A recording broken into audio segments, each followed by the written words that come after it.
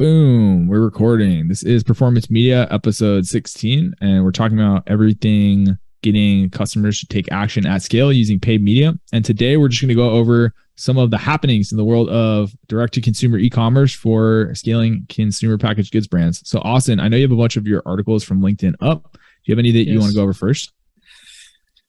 I think the first one is knowing your customers' habits. I think this is, in my opinion, the most important psychographic kind of like actual data to understand about who you're selling to. A lot of people have an idea of who their customer is and it's not right, or how their product's going to be used and it's not right. And it's fine. Like as a business owner, when you create a product, you want people to use it the way that you made it. Yep. But that's not how reality is. So you get into this place where it's like, okay, how are these people actually using my product?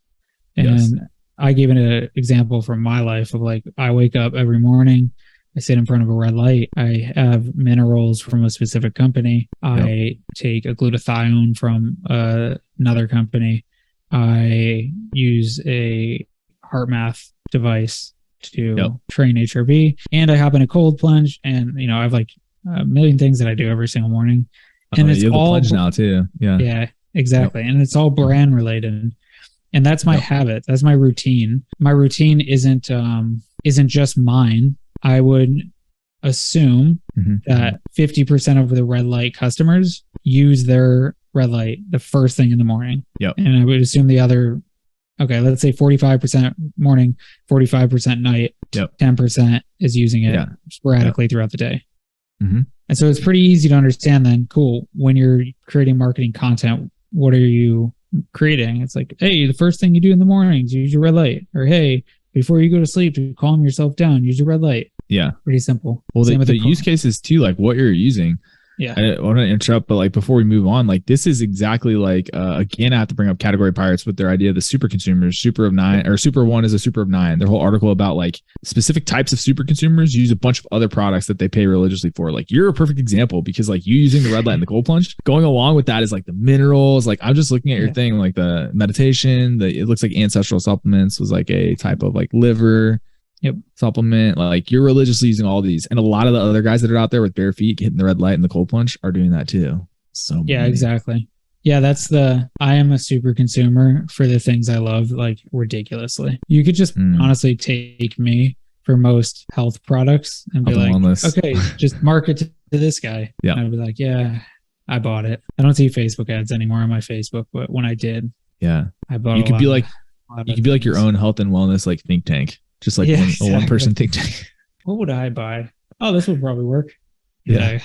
Damn, that's such a good idea. Then I know it's a good idea to sell to. I know it's pretty funny. I'm reading the article though. So you say like in 30 minutes, you use basically 4 brands in the morning. Yeah.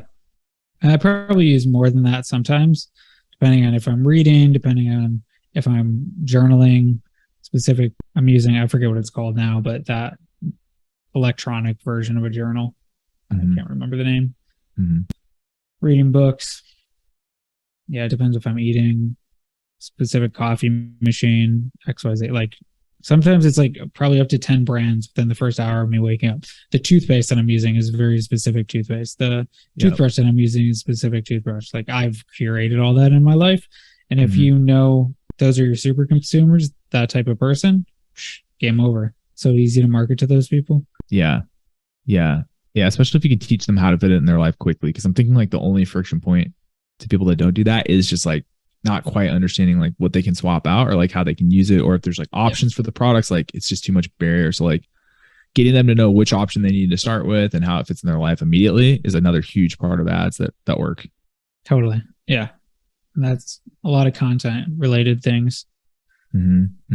Dude, this is a good post. I'm just seeing the bottom where you talk about like do customer deep dives, create content, and find creators to speak about these products.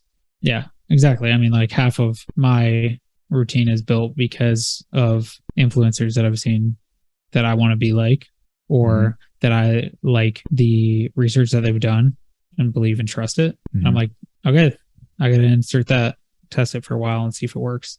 Do you think this do customer deep dives piece could fit into figuring out which influencers will work best with your consumers? And if so, like how would the customer deep dives help you target specific influencers? Super easy. I mean, you ask one basic question: who are the top 5 people you follow? Yes, that definitely works. Yeah. Are there any other ways? But that definitely works. Yeah, I mean, otherwise it becomes all the like traditional customer deep dive questions, like what news sites do you read, what blogs do you go on, like which apps do you use, what do you normally watch when you're on YouTube, like all those types of things that will give you a lot more insight. Which podcast do you listen to? Mm-hmm. Those are very direct questions, but most people will answer because they are prideful about what they're consuming for the most part. Unless it's like, I don't know, I binge watch 80 hours of Netflix a week. Mm-hmm. People probably won't tell you that over the phone. It may not, unless it's like The Office or one of the like Game of Thrones. People are like, I watched the whole isn't there 7 seasons? Yeah. No, definitely. This is a good article though. Okay, I love that one. Okay, I have the one about TikTok. So this is just a spicy topic right now, topic du jour, which is just like TikTok obviously is getting a lot of traction. So many people are on it. It's the fastest growing app in the world. I wrote an article talking about why I think there's some indicators that strengthen the argument that Facebook is dying a slow death. The biggest ones are really just like quotes from Katie Paul. She's a Reuters, hope I pronounced that correctly, reporter. And basically she talks about some of the executive meetings that she was allowed to, get information from, listen to, or read transcripts from, talking about how she talks about Mark Zuckerberg a lot, giving announcements basically to higher ups, the executives at Facebook, Meta, saying that, directly talking about feature for feature product rollouts they were trying to do to copy aspects of TikTok. The biggest one was a Reels on Instagram and Meta placement that they were trying to copy TikTok for. And they were saying that basically right now they have 15% of the coverage for that placement that TikTok has. So 15% as many eyeballs on their Reels placement, which they were saying was the biggest growth placement for them. And they were optimistic about that. That sounds terrible for me. If I'm at like 1/6 of the coverage of my competitor that's growing more quickly, and that's my most optimistic product rollout, that sounds really bad. Then I just included a bunch of info on it. We'll link to this post, but I also talked about really famous Kim Kardashian quote where she basically says, stop trying to make Instagram like TikTok. And those are 2 huge indicators to me that like Facebook's going to become like this second tier TikTok or something, or like they're trying to. It seems like that from these quotes. What do you think, Austin? That seems unbelievable because Mark Zuckerberg is like, you can't bet against him, right? I think that's just like their immediate pivot. That's what it looks like. I mean, I know firsthand that like Reels are incentivized more than any other form of content on Instagram. Yeah. On Facebook though, and with like, or Meta, I'm just going to be like forever until I burn that into my brain. Yeah. They are really trying to do the metaverse. His like 3.5 hour podcast on Joe Rogan, his podcast on Lex Friedman. He was on Tim Ferriss as well. It was very revealing that like all he's thinking about is how he can control the digital world. Yeah. And by their digital reality, as he called it, which is like playing a game inside of their platform, basically. So he wants to be like us using TikTok in the metaverse, basically. Yeah, exactly. Yeah. Metaverse is just an app, or TikTok is just an app in his metaverse. And so but I mean, like that is the bigger play for him. I think he sees that like people are, they don't want to spend a million hours scrolling up and down. They'd rather walk around a fake world to get the exact same information shown to you slightly differently with a couch in the background. I mean, if I was in a fake world and it was anything like my TikTok feed, I would be absolutely terrified. Yeah, me too. No question. So, okay, just to be clear though, so you think maybe like if Mark Zuckerberg was looking at this transcript or this highlight of transcripts of meetings he had with executives, he would think like, okay, this is a sideshow. Reels expansion is a sideshow. The metaverse is the main thing.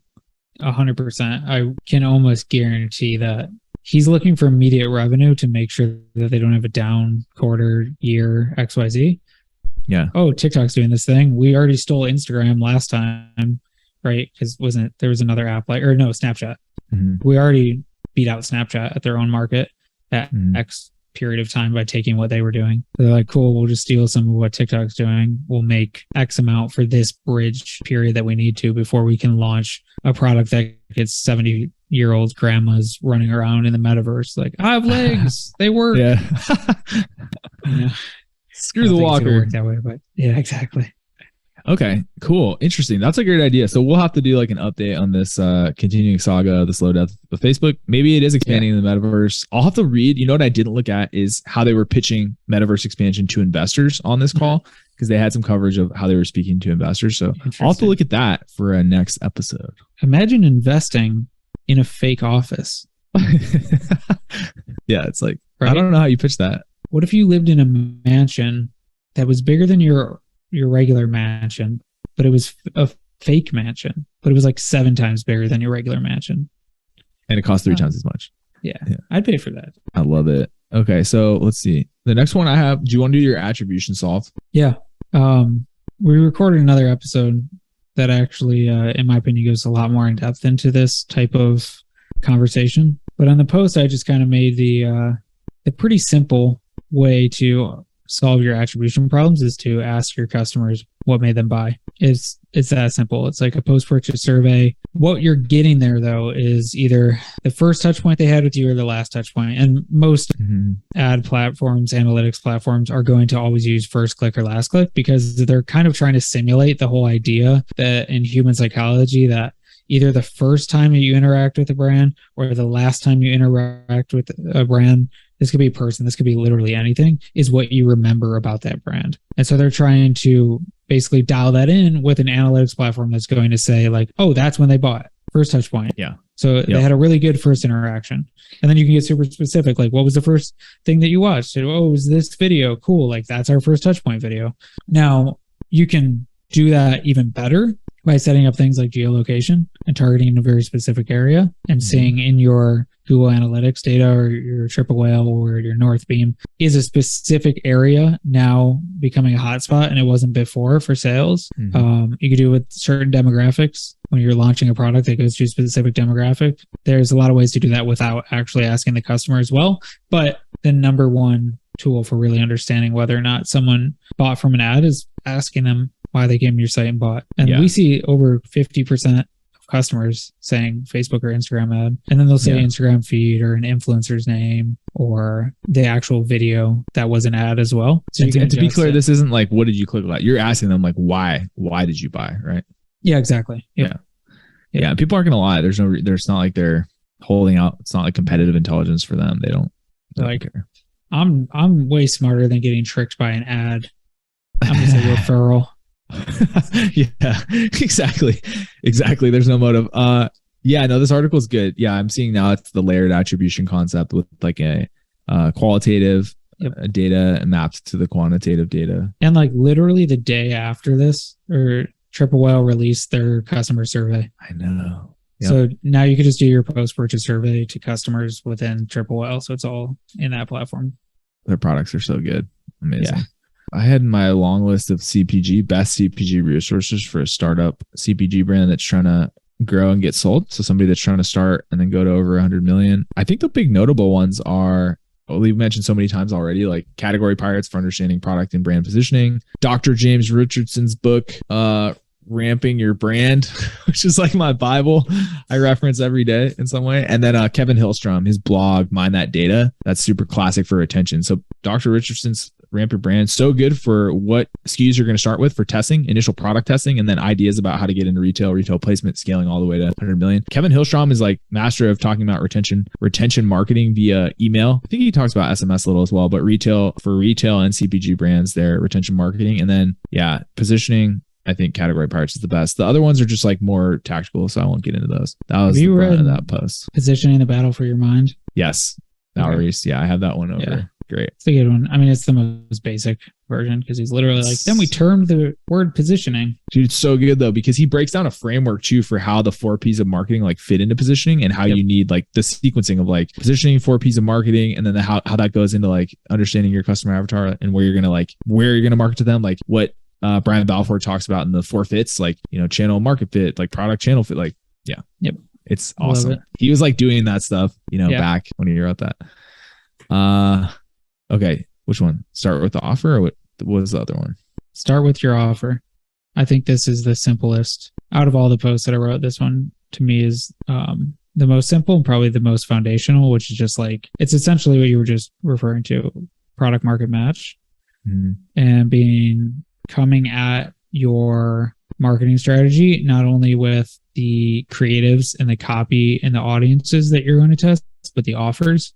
We're seeing it more than ever. If you're not testing multiple offers, you're definitely not getting what you could get out of these platforms. And the funny thing is, like, the offer could literally be, I'm selling this, and then you get this free gift, or hey, you're getting free shipping, or hey, you're getting 50% off this month, or like those are all offers. Yes, you could do bundles. Yes, you could actually just try 3 separate products, but ultimately, if you're not testing offers and you're just going at it with, we have this one product or we have this is our hero, we need this to work, you're going to get incremental gains. It's very similar to the radical redesign concept from Mech Labs, which is like you can change the button color on a page, or you can radically redesign the page and split test 2 completely different pages to see if you can get a massive lift versus just like that button got us a 0.25% lift. Mm-hmm. Mm-hmm. Yeah. No, I love that. I love that because it's so critical to start and like look at if you're already chosen, your product, your price, and your placement, like, okay, in that placement, like what are the current offers? Like, how are we going to compete for the specific channel or placement that we're on? Whether it's the Facebook marketplace or in store, what are the offers we're going to need to be competitive in that placement? Like if you don't have a few to test, it's going to be really hard to get traction on a new channel you're testing without a few offers to test. I know we always recommend, I think 2 to 3 is like the minimum, right? Yeah. 3 is, I like to start every client account with 3 separate offers that we can begin testing, because then we'll get some actually good data. Yeah. And those are usually channel specific too, with the channel specific landing page, all that. Yeah, exactly.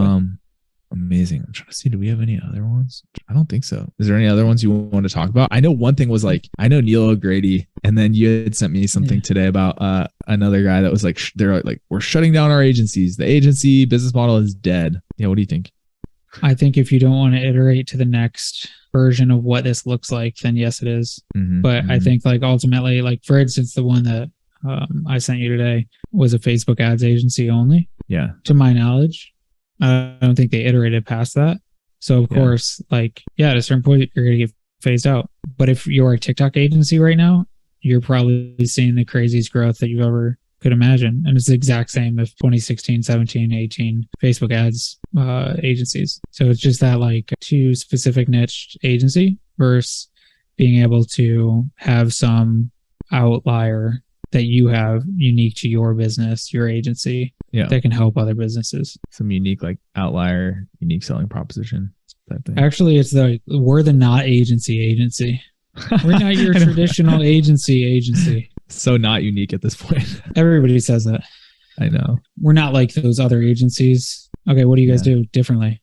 Oh, no, just not what they do normally. You know what I mean? Or the ultra spiritual agencies thing. Yeah. As well. Yeah. I know. We got to get that on our landing page. Yeah. Nice. Okay. I don't have any other articles for today. Do you? No, that's it. Amazing. Always good chatting. Yes.